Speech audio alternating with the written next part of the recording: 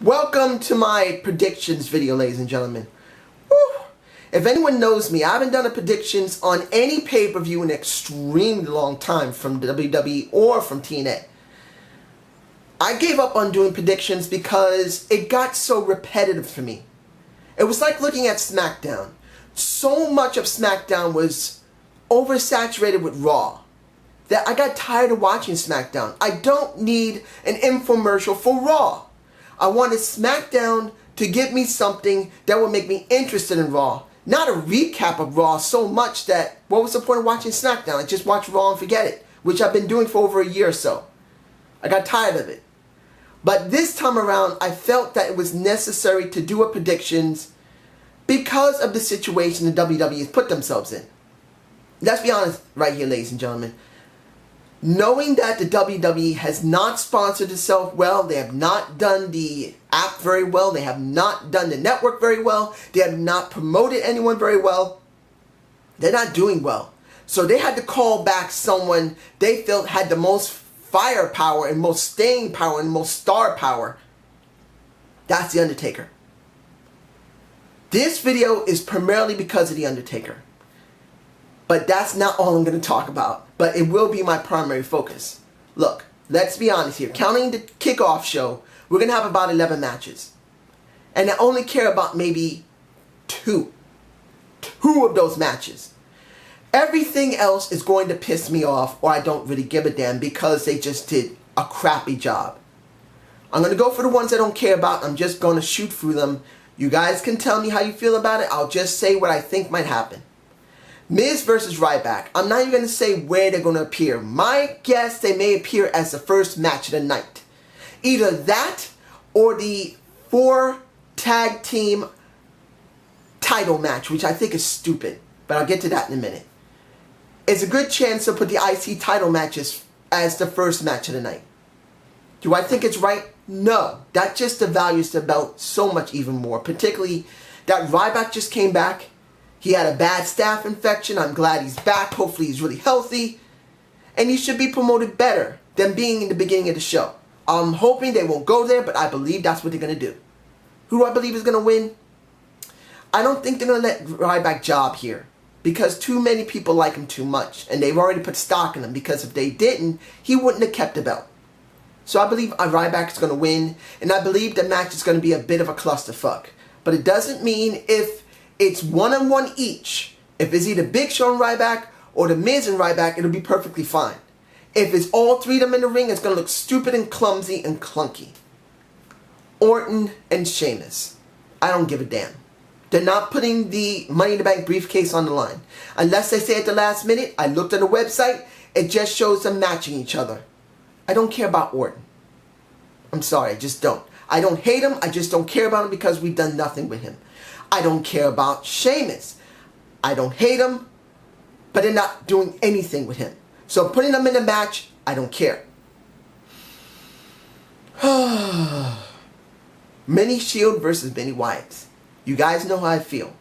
Unless a Dean Ambrose is going to turn on a Roman Reigns, or Roman Reigns is going to turn on a Dean Ambrose, I don't care. Bray Wyatt's a great talent. But they're doing nothing with him. Dean Ambrose is a great talent. They're doing nothing with him. Roman Reigns is a great talent. They're doing absolutely nothing with him and when he's got so much momentum. And Luke Harper is the worst of the bunch. Not because I don't care about him, but because he's been jobbing so much and being used as a plot device. Why should I freaking care at all? To be honest, I don't know who's going to win. And it doesn't matter. Unless one of the Shield turns on the other, it made no sense to do this match in the first place. The 4 tag title match. In other words, Los Matadores, Lucha Dragons, New Day, and Primetime Players. If there's anyone else I'm missing, you guys can tell me below. But let's be honest here. The Primetime Players is the most entertaining tag team they have. When you put a Titus O'Neil on the line, and I'm talking about the mic, he is gold. Woo! He's so much gold.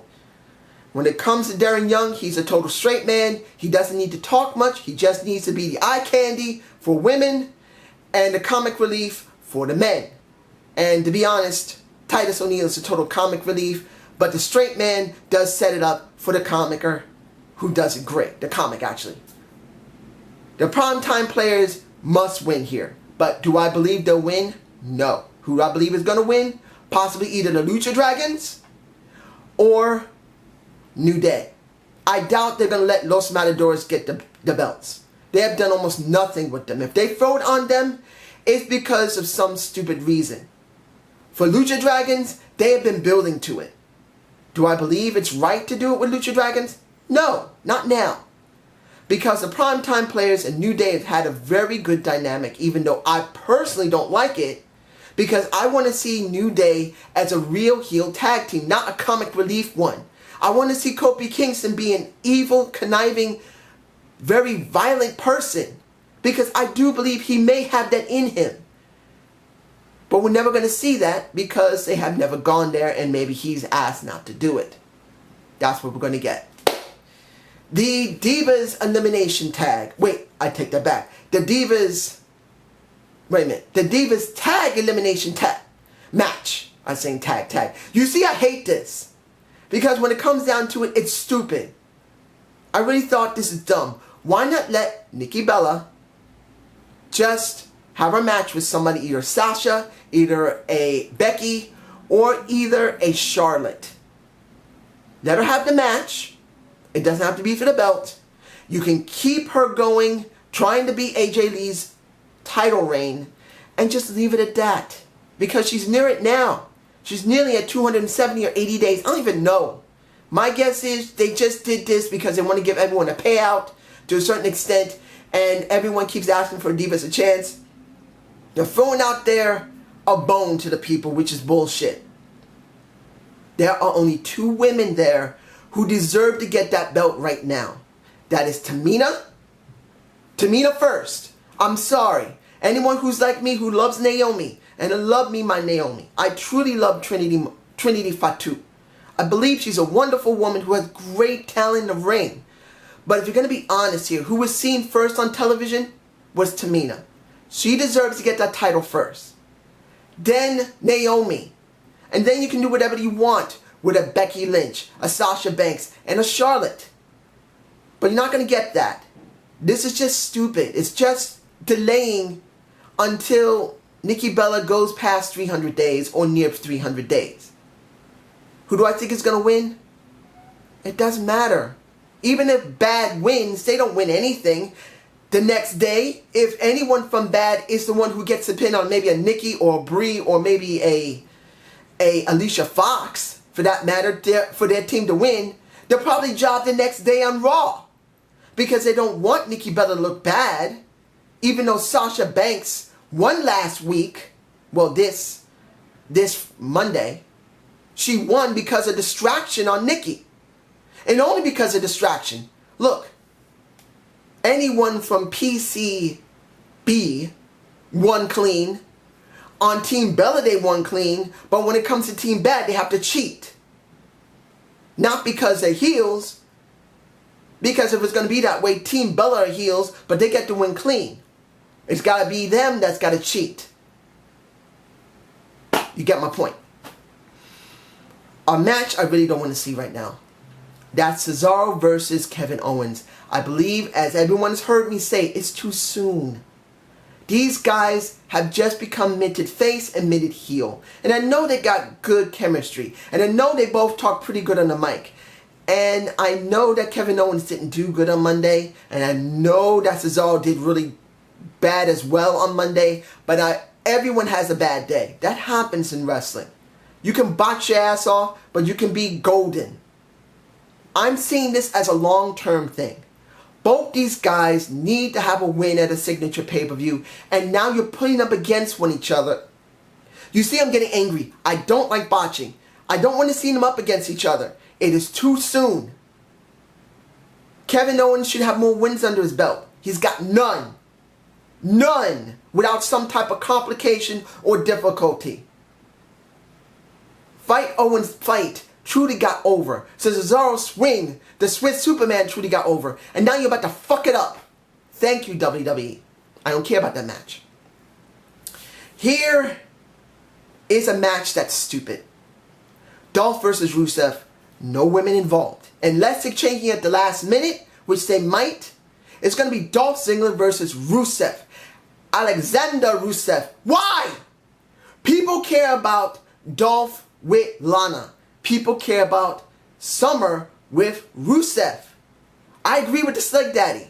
Why the blue fuck don't you have both these two women with their prospective men? Or, as I said, Lana versus Summer Rae in their own match with both their men at ringside, because this is what it really comes down to. This isn't about Dolph and this isn't about Rusev. This has been about Lana, and then it became about Summer Rae. How in the blue hell are you going to throw these men in it when Dolph was gone for a while and the women were carrying the entire thing and Rusev was doing absolutely freaking nothing, and Mark Henry jobbing 3 weeks in a freaking row? Why? This prediction's become a rant. I am so sorry. But you get my point. I may even say that. SummerSlam 2015 prediction rant. Because when it comes down to it, this card sucks so freaking much ass. But here's two matches that I really do want to watch. When it comes to the Green and Red Arrow versus Stardust and Bad News Barrett, I actually want to see that match. Stephen, I keep pronouncing his last name, Maul. Stephen Maul. If I'm pronouncing his name, I'm sorry if I'm pronouncing wrong. I'm just bad with names. He really cares about trying to do this properly. And I do believe when he does get in the ring, he's going to do a good showing. He's going to carry that match. Not because he'll be a better wrestler, but because he'll relay more emotion. I don't care how much money they're paying the man. If they're paying him $250,000, $500,000, or $1 million, I don't give a fuck. We rarely see a celebrity do it properly. Money Mayweather did a decent job at WrestleMania when he went up against the Big Show. And I believe that was WrestleMania 23 or 24. I can't remember how long ago it was. I think WrestleMania 24. Not 25, but 24. Unless it was 25. I could be wrong. You guys can tell me below about Money Mayweather having a decent match with the Big Show. But rarely do you actually get a match with a celebrity that works. And they've done their best to hype this up. And when he came out, basically last Raw, and said, I want this freaking match, give it to me, he felt believable. He felt like a person who felt angry about how someone has been bothering for no freaking reason on Twitter, and then shoves him in the face when he comes to the actual show to see what the frack and folk is going on. I know that sounds stupid, frick frack folk. I had to come up with something, I'm sorry. But I want to see this match. I want to see if Maul does this properly.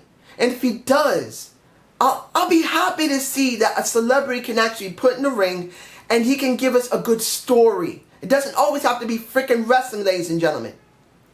Pro wrestling has never been about basic amateur wrestling. Professional wrestling has been more than that. It's about good wrestling, good storytelling, and really making the people love or hate the character they're seeing in the ring.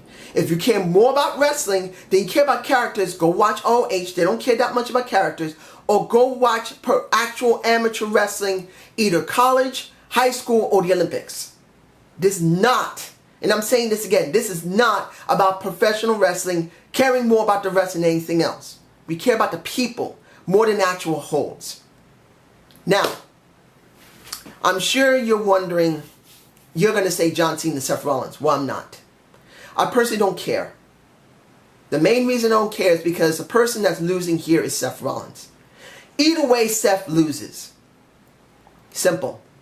If Seth wins his match and now has both titles, John Cena will not leave him alone.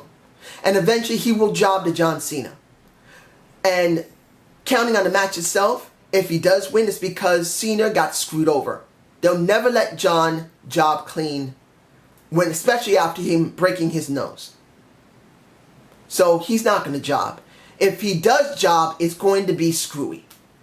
There's no way he's going to job without being something screwy. And then he won't leave him alone. Eventually he will job and job badly. I'm talking about Seth. He will be made into a total bitch. Worse than if he lost at SummerSlam. Now here's the flip side. If John Cena wins and gets both titles, Seth still is going to get fucked over. Because when it comes down to it, he needs to turn face. But he's not going to turn face. He will stay a heel for several months until they build him up into a possible face. And before he's turned to a face, they're going to knock him down and down and down and treat him like bullshit until finally they decide, maybe in 2016, okay, maybe it's time to turn this guy around.